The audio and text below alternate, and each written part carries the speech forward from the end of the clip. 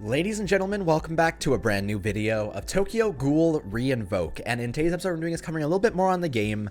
I want to talk about some of the things and the updates that have been released inside the game, as well as talk on the skills and stats of Birthday Shirazu, and then we'll be doing some free-to-play attempts over on the Kaya, the Nishiki, the Toka, the Kaneki, the Nishiki, and the Uto with a free-to-play team, and try and test that out and see how that goes. I've had a lot of people commenting about struggling to actually beat the enemies with their teams, so I'm curious as to what the difficulties would be, and I want to try it for myself afterwards and see how that goes. However, we're going to go ahead and pop into this and start with the first piece of news.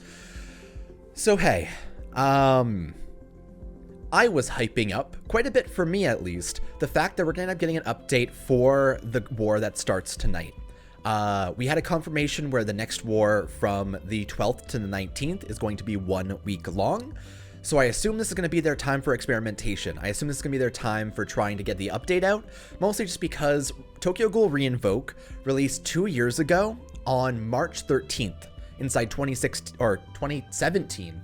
Jeez, it's been 2 years. Oh God. Oh, I suddenly just turned really old. Oh God. Moving on. So our 2-year anniversary would be on March 13th itself. So my assumption was that this is going to be the update for the anniversary events. However, here with this confirmation here, we can see that we're only going to get a 3-hour maintenance tonight, meaning we're not going to get any new updates, any new events, any new game modes, any new stats, nothing like that. A 3-hour maintenance means new model, new character, maybe, if they end up adding that. Either way, the war is going to start. We're not going to get anything during this entire 1 week period. We have to pray. We have to pray that after this week is over, when the global ends and they drop the Hinami, and then the week ends then, hopefully we'll end up getting a good update, because this doesn't give a lot of confidence toward what we were expecting.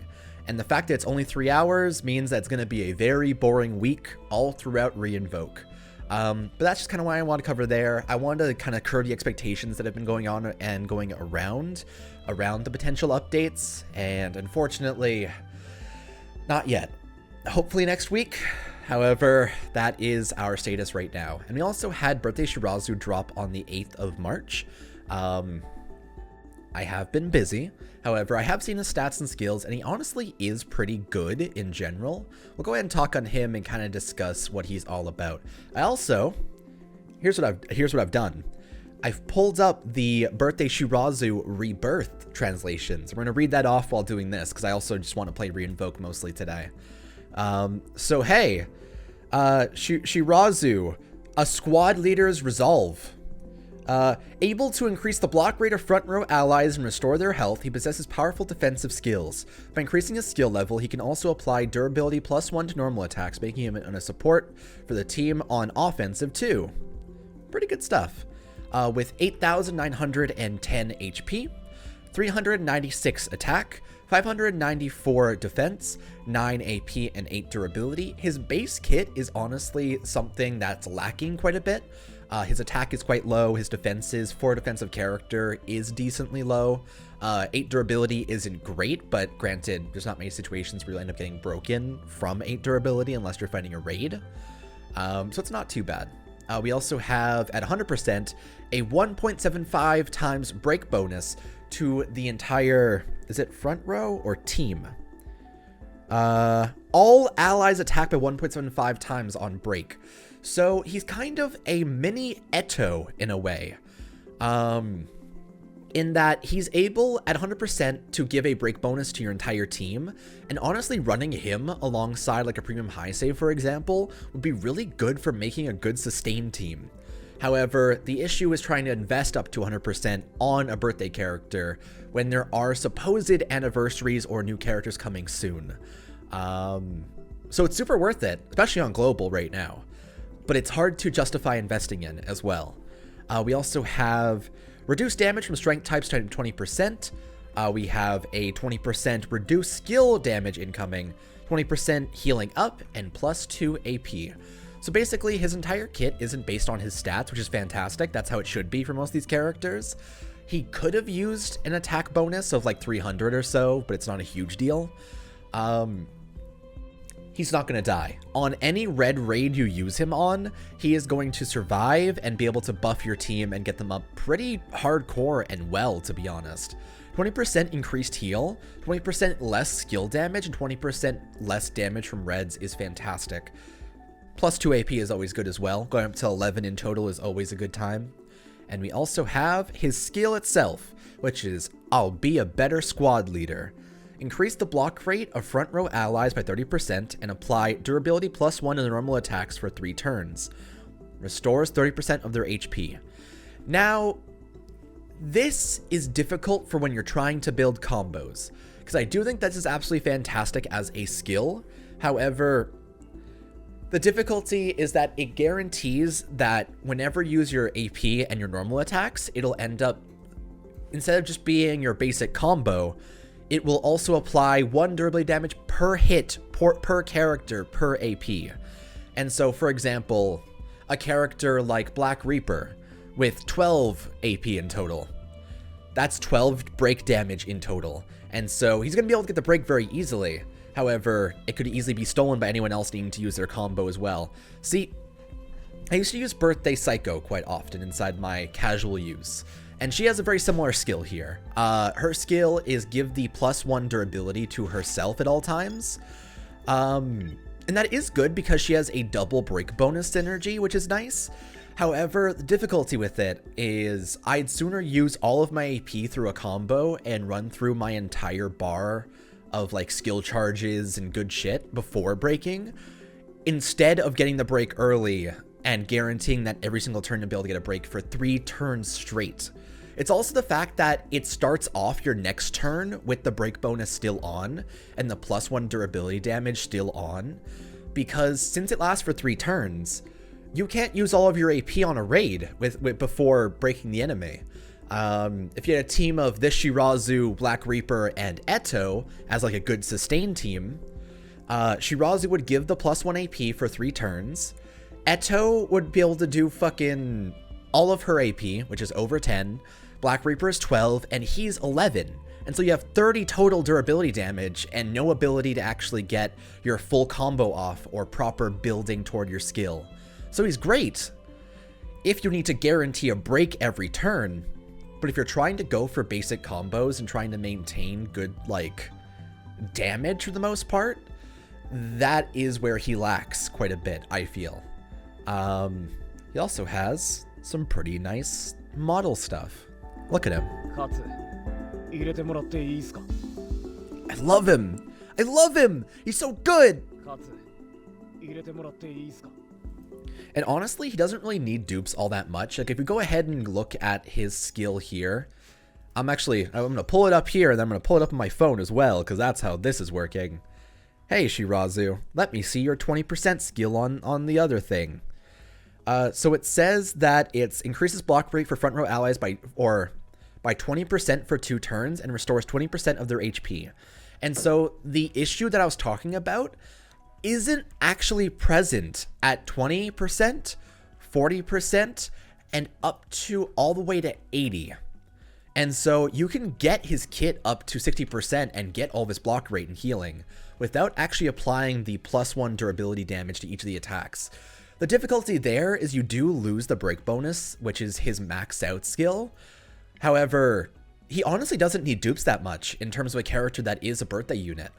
And I do think that he's absolutely fantastic for trying to get some extra sustain. Unfortunately, I personally don't have the Haka to pull on him as well as whatever's coming up next.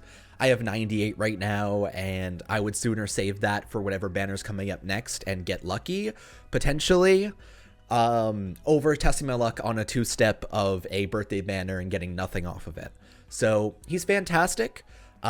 He actually probably doesn't want to have dupes, unless you want the break bonus, and genuinely he's a fantastic sustain block rate character. He's very similar to the Mutsuki, that's premium. However, he's more of a tanky character, and he also gives a nice heal instead of giving attack down to the enemies. So It's curious. I do think that Mutsuki might be a better free-to-play unit instead of spending Haka on Shirazu. However, he is a pretty good boy, and God knows his model is going to be something to collect for the future because he is a hero. And that's my opinions on that boy. We are going to go ahead and hop into the free-to-play character shenanigans here and just kind of see how this goes. We'll do Kaya, we'll do all of the other quests around it, and then just see what is difficult about all of these. So this is going to be our team. We have the Healing Yomo, which is the Plague Doctor, Enma, which is a defense break bonus for only himself and a block rate. He's mostly going to be our tank-ass character. I'm hoping that people end up targeting him because we don't really have any other units that are weak to the enemies, but we'll see. We also have the 1.3 times killer to, I believe that's Ghouls here. On the other free-to-play Ammon, he also has a 15% crit rate. Back row, we have the other Ammon, which also has a 1.4 times killer. Honestly, I kind of want to have the dual blade in the front row. We're going to do that. We have the Nishiki with the same thing as Enma. This is a full team defense increase, though. Is Enma only himself? Hold up. No, this isn't a full team. It's only himself. Never mind. Scratch that. I'm wrong. And we also have the Toka here, which has a bleed synergy as well as an evasion increase. Honestly, she's only here to get some extra DPS if I want to swap out the Ammon. However, she does work, and we are going to hop into this right here. All in all, these are all maxed out at 100%, and they all are free-to-play characters that came around during the different seasons or during the different wars. So all of these are completely available during whatever. And grinding is always worth it, I find. Here, so we're going to try and get some charge on Ammon here. He's going to be our hero. That's probably going to carry us into the next dimension. What's your skill, actually? Is it a damage? 5 durability, 2 times damage, and 2 hits. Got it. Good stuff. We don't actually have an attack buffer, unfortunately, which would have been a really good thing to have. But it shouldn't be a huge deal as long as we have a decent kit and a good sustain, which the Yomo is. So, I believe in us. I believe in what we're putting down here. I'm also going to pop Enma's here just to get some extra block rate up. Oh, it does an attack down as well. I didn't know that. Here, we're going to go all the way in. Alrighty. Hey, Kaya. It's time for us to go into a little bit of a battle. We'll pop the attack down immediately. We'll likely also do Yomo skill real quick, just to get that out of the way. Good heal stuff anyway. And we're going to try to build combo for Ammon himself. Probably just use all of our AP as well. There we go. Good stuff. Bop it. And we'll try and get some more charge on Ammon and hopefully get another ability off. Maybe not this turn, though.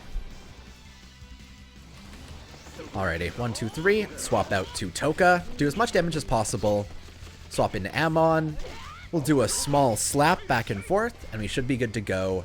And see what she ends up doing against us. Truthfully, I don't know too much about what her abilities are and what she does to your team. So it's going to be interesting. So 1 times damage and ability re-enable. Okay. She's not doing anything too crazy so far. And if we get 2 charges of Yomo skill off here, we should be able to get some good work in. Whew, probably should have used more of Yomo's AP there. My bad. Here, so we'll pop the heal.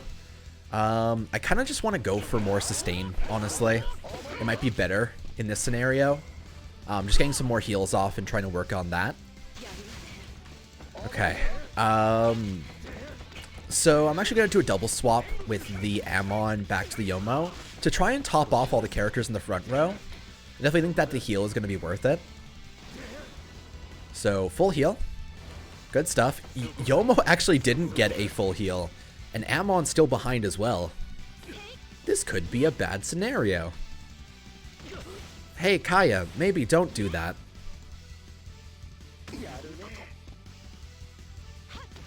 Jeez. Yomo's living, though. We continue to push. Alright, so Coma, you pop this off. Now, it does add +1 durability damage to all of Coma's attacks, so it is going to be a bit harder to balance around. However, here's what I'm going to do.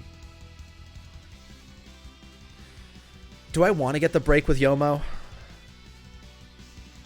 I feel like what might be better is going all the way in with Yomo, then doing that. Get the defense buff on Coma, just ready for this turn. We'll do 1, 2, 3. We're going to try to prioritize the heal again. However, on top of that, I would also like to swap to Amon and have him take the brunt of the damage. I think that will be the best plan for right now. We also need to get the attack down off real quick, just to try and top it back up. Just keep on having her down. We'll go all in with Yomo.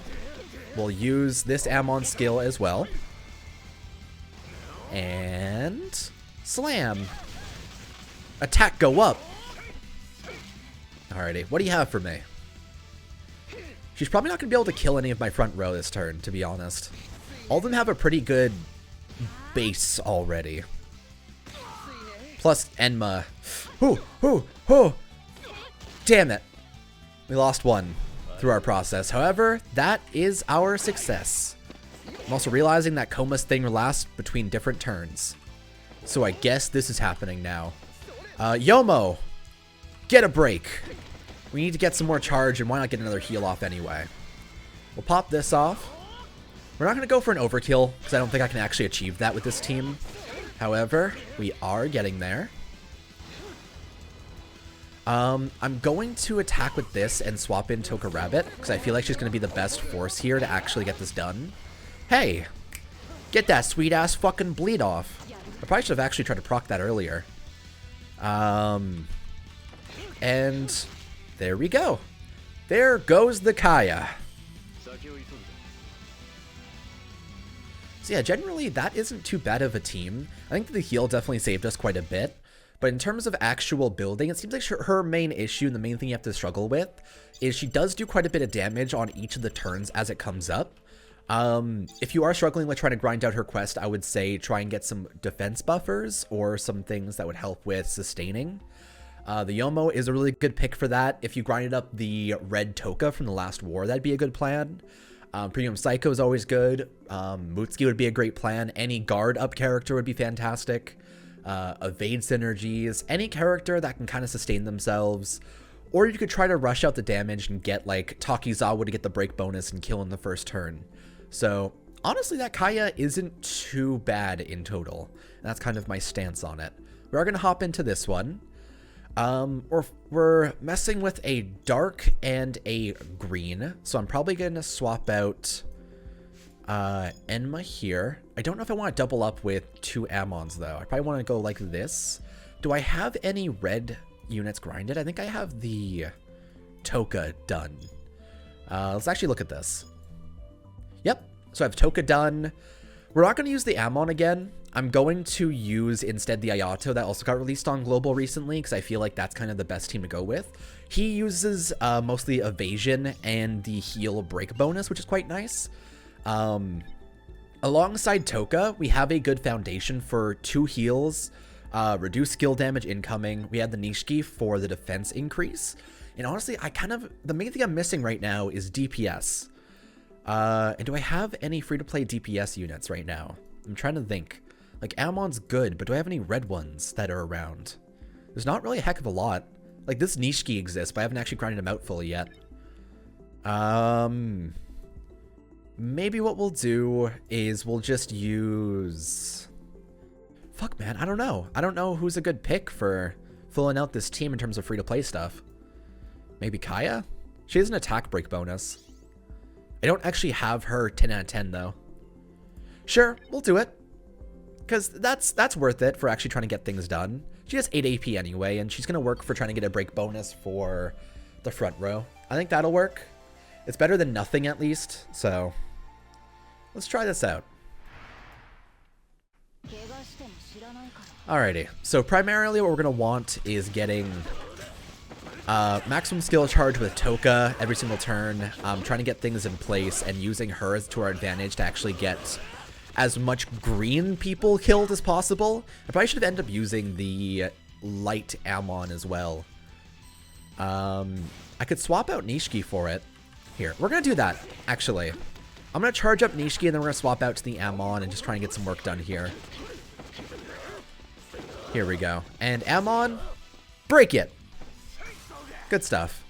We are going to pop Toka's skill here.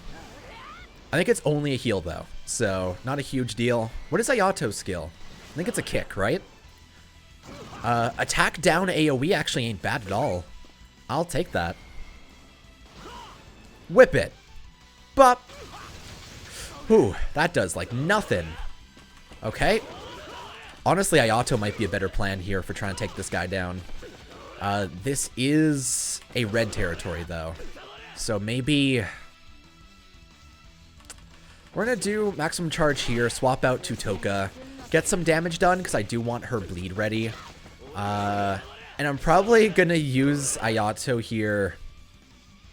Okay, let's see how many hits this does. I'm curious. Got it. Okay, that is a fantastic break, actually, to get done here.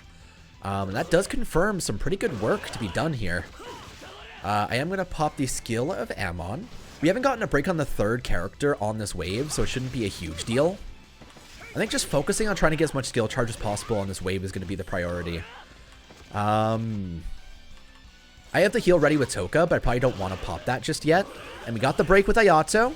Get as much skill charge as possible off of every part of him, and we did it. Good wave. I would say that's absolutely fantastic. And now you have to deal with this Toka. Now, I'm trying to think of what our main issue is going to be here. I think that our priority is going to be to get the break with all of our AP first. Actually, we have to use all of our AP straight up. Good stuff. We're going to use all of our AP again. I'm going to pop Ayato's skill, and I should be able to get a break on the other people on the team as well. At least one of them. Attack down is always fantastic. That did not work. Hey, Ammon, break that. Alright, so that's good. We can keep on working on trying to get the Toka done here. We're going to pop off the skill of this Toka just because we have it. And we'll just keep on working on this. So, we want to get the break bonus, or the break on the other guy as well. Truthfully, what I'm feeling right now is this. So I have 16 AP in total, and I can get up to 110 combo in total. I want to use all of Ayato's AP here. I want to swap out. We're going to use all the AP with Kaya, get the break bonus, use the attacks of Ayato to clear out some more of the damage here. And Ayato, kick it. Go. Now, I do want to see what she does on her side of the field, so I'm going to end off my turn before this is all over. Because we got some good work in, but I'm curious what she ends up doing against our team to struggle with it. So it's defense down with some pretty good DPS. However, that wasn't really a huge deal. There's also no status ailment on it. Go again. I want to see this. Okay. She does pretty good DPS, especially because it's a dark level, I suppose. But all in all, not a huge struggle. I think that she'll probably be an alright thing. The main difficulty would be trying to get as much combo as possible done on the Nishiki earlier. However, as long as you're able to get some pretty good work in there, I feel like that's the main way to build this. Pretty much any unit you have should be able to work on this. I think that getting a bleed off and getting the attack down with the Ayato is going to be the best way to handle it, but not too bad. Pretty good time, all in all. I will take it. I also got the grinding done on that quest entirely already. So, like, this Toka and this Nishiki are already maxed out for me fully. I actually think... Did I not max out the level of that Toka? I feel like I might not have. 1 second. Where is she? Hey, Dark Toka. Oh, you are maxed out. Yeah, I could actually use you inside these quests. Here, I'm going to max out your level as well and try and... I don't have the books to actually get you all the way up. Do I have enough... I don't want to fuse these SSRs into her. Can you eat these, maybe? I don't know. I don't want to lose all these guys and it doesn't even level you up. Whatever. We'll leave that Toka by herself. we are going to hop into this next one that has a light Kaneki and a red Nishiki. So you need to build a team with mostly blues and darks. Okay. So if I'm trying to build a team, I want to try and prioritize getting as much work in as possible as early as possible. And what is a good... See, I worked on this... This Jason is almost maxed out. He doesn't have this skill at all. However, his actual tree doesn't really need it too much. He only gains durability with it. So we're going to use him. I believe he is a bleed synergy. He has a heal attack bonus. Or a break bonus. He does seem to be an attacker, though. Okay, so we have an attacker. This Hinami is almost maxed out. We're also... She's blue. We're going to use her. Why not? This Toka is at 60%. We're not going to use her. Not until she returns. We need to get a good... We need blue and dark. I'm trying to think of who else fits that. That light Hinami isn't actually a free-to-play unit. I'm trying to use only raid characters. Here, we can use this. He has a CCG killer, but it's probably all right. It's just a Aogiri Tatara. We'll put the ammo in the back behind... I probably don't want him behind Jason, honestly. Well, that's fine. That's okay. We have the Naki here. I actually kind of want to put him in the front row because he does have the attack break bonus. Granted, it's only for himself. However, it's better than nothing. I want to put the Tatara in the back row, if I can find him again. And we need one more. Who else do we want to bring with us? Honestly, I wouldn't mind just bringing Enma. So all in all, we have a team mostly focused around double blue and double dark in the middle. And we'll see how this goes through and through. The characters that I'm using are focused on pretty much just helping themselves. The Jason is mostly focused on his own DPS. The Naki has his own break bonus.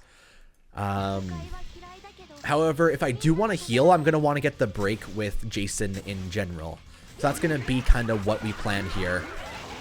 Now, I don't want to use too much of the attacks with Naki, because he will end up killing them pretty easily if he gets a break.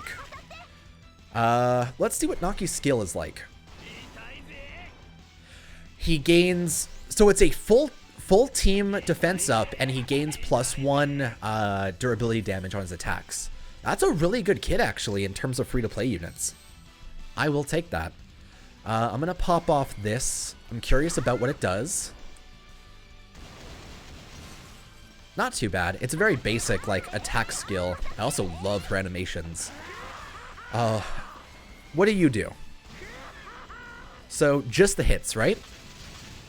Yep, hits, and it seems like a bleed as well. Interesting. Good to know. Naki gets that off. I'll try and get some more charge on my other boys. And we're good for the boss now. So this one actually does summon 2 bosses at once, I believe, in the final wave. So this may be a bit more of a struggle. Big priority right now is going to be to get as much work done on the Kaneki as possible. We're going to use all of our AP. He does have a guard, though, which kind of hurts. I'm going to pop Naki's skill. Get that done. Defense up is helpful. And we'll also pop Jason to get the break off here. Oh, that's not a break. That's not a break. Okay. Need to try and be a little bit more careful here, it seems. Here, we'll swap out Naki here. Go to Enma. Naki gets a break. So in terms of what we're trying to do here, I need to get as much damage done with a blue as possible. Or with the dark as possible on the Kaneki here. Here, I'm going to save the attacks of Naki here for a moment from now. Here, because I want to get... Here. 1 durability damage, because I need that. We'll get the skill charge on Jason, and I guess... Fuck, I don't know. I don't know what's a good way of trying to handle this. I'm kind of feeling swapping out, doing this, swapping over to Nishiki, 1 hit, which does 2 durability damage, go back to Kaneki, We'll do one hit there, do this, and do the defense up and see how this goes. I'm not confident, and we might end up losing a character here in terms of Tatara because his defense is quite low, but we'll see. Jason's the most susceptible to it, it seems, and Kaneki does have a heal for himself. Definitely not the easiest. Luckily, the bleed is quite good against that. We probably want to focus on breaking Nishiki here, and we're going to try and get that done all throughout this. That's going to be our main goal. He does actually lose his avoid when he is broken, it seems, so, Here, so we're going to focus on a couple of hits with Tatara. We'll get some extra DPS here. Pop it. Oh, never mind. He's a self-buffer. I didn't even know that. Well, shit. I have no efficient way of actually combating that. Here. We're going to try and bleed the Nishiki out here. Get that work in. But yeah, I'm not sure how to work with Tatara now. Because, like, he does a lot of damage in his flat hits, but I don't know if I want to keep him in this scenario. We'll wait. That's fine. Truthfully, we might lose... Ooh, we're gonna lose our Jason here. Yeah, that's a RIP. Jeez. So we lost our main bleeder here, which could be an issue. Priority remains the same. I probably actually... God damn it. I probably want to get the defense buff off with Naki and try and work around this now as well. Double swap is probably our best bet. I'm just going to do this. All the way in. We'll do all the way with Emma. Swap back to Naki and break that boy. Good stuff. I just need to knock out one of them. That's our main priority right now. And I don't think it's entirely unreasonable to try and strive towards that. The defense increase that Tatara gets is 1.5 from this, so I probably want that more than I want Naki's. So it's not too bad. Go for it. Alright. And I guess...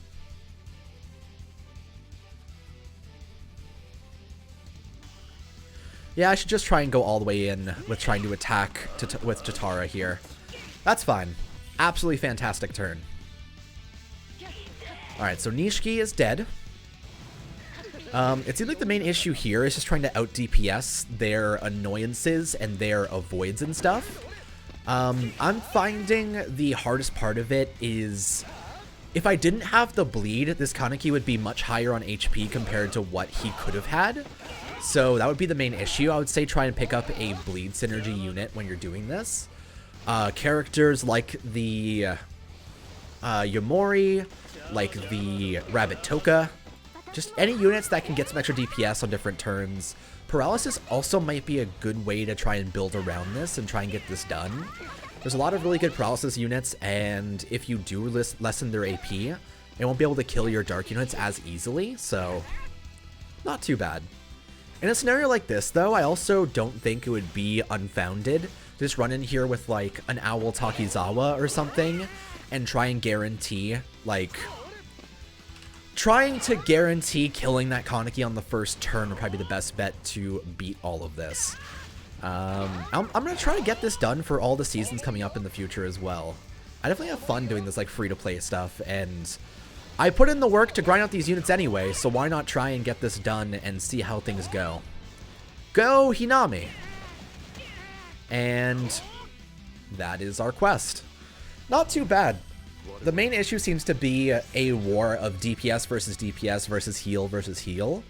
But all in all, you just need to have a good dark unit to take him down, get bleed off on them if you don't have one. And I feel like the Naki is pretty much the thing that you need to be able to beat that super easily. The Naki and the Tatara seem to be the things that carried me the most, so both of those quests are super worth grinding if you're trying to get that done. We are going to go ahead and hop into the final one here in the Uta, and we'll try and build a team around kicking this boy's fantastic dark ass. So we have to try and build around getting a light team together. Now, I don't think there's many light units that are free-to-play friendly. Like I can imagine the Ayato. We have this Hinami, which unfortunately I didn't max out. We have this Amon. Actually, I wouldn't mind using her, but she needs the break bonus. I really can't use her the way that she is right now. Hoji definitely isn't one of them. Honestly, I'm kind of feeling maybe using Tatara again, because he is a neutral typing. Kaneki might be a good pick for this if I had more of his upgrades. I'm actually curious, how far have I grinded him so far? That Kaneki. Let's test it. Hey, Kana boy. I have 47. That is not going to be part of my team. God damn it. So what can I do to improve this then? Oh, I guess it didn't save. Got it. Okay. I'm going to do Ayato. We're going to do the Amon.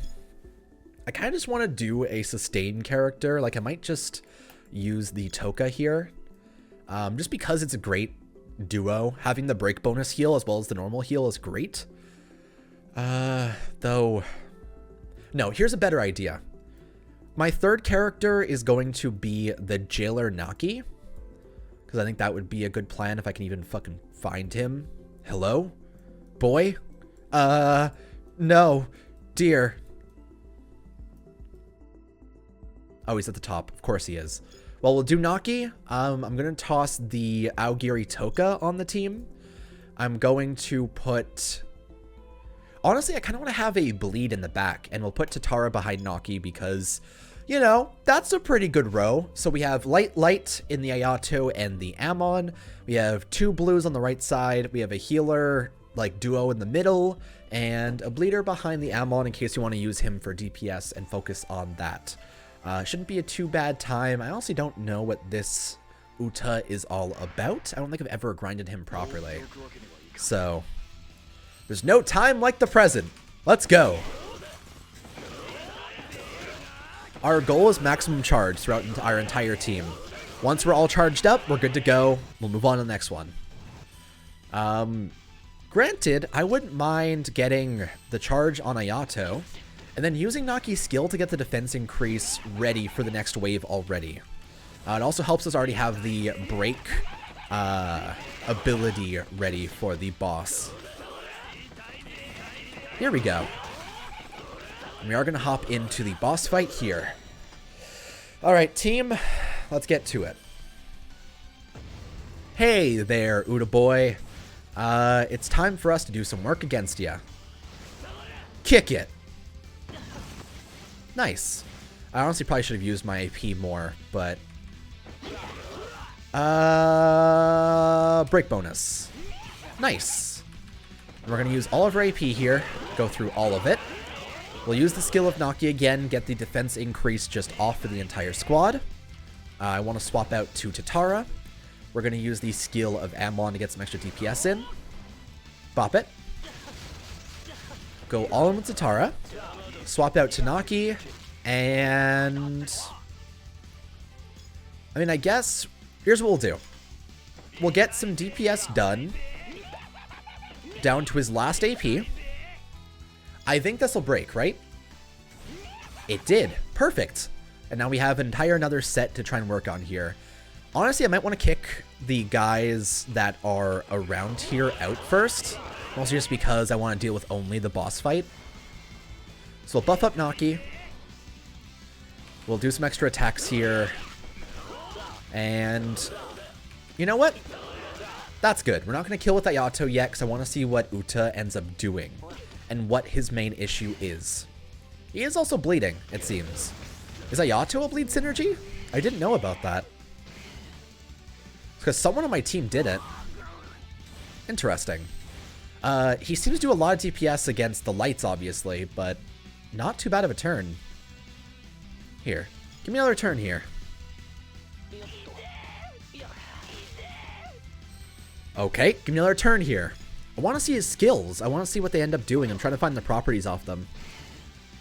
+1 durability damage. That is going to be a bit of an issue with his AP here. So, all in all, I would say that this quest actually isn't too bad. Light units will die pretty easily, but you can typically get them out of the way. The main difficulty it seems to have is he does get the +1 durability damage in each of his normal attacks. So if you don't have high durability units like the Naki, like the Jason and stuff like that, they will break pretty easily. So like Birthday Shirazu, for example, wouldn't be a great pick for this because he has 8 durability. But not too bad. Honestly, easy quest times. And I do believe you are the Jamadas. Goodbye. However, I guess I have a break bonus as well. I did it. You survived really long, though. GG regardless. Oh, shit. I forgot they were using a team with both Naki and Yamori. That's kind of cute. It's our OTP, truly. But all in all, I would say that's not too bad for these quests, and I definitely want to try and cover the future raids. I might try and wait until there's 3 of them, or 2 like new ones, to try and cover them, because it is kind of weird to just cover 1 every war. But genuinely, I think that free-to-play units are worth grinding up, and they are able to get past these quests pretty easily. So if you are struggling with your main team trying to get these quests done, try and think about what strategies you need and what things you're struggling with. Like, if I'm getting broken, then I bring characters that have high durability. Yeah. If I'm struggling with bleed and I need heals, bring a healer like Yomo. But generally, a lot of these are very easy to one-shot, easy to get done with your basic parties. It is genuinely more fun to be able to use your fancy old free-to-play team, though. I will be back tomorrow to cover up the war and talk about all of that. However, thank you so much for watching this episode of Tokyo Ghoul Invoke. I will be back next time. I will see you guys tomorrow. And thank you for watching. Choo. Bata.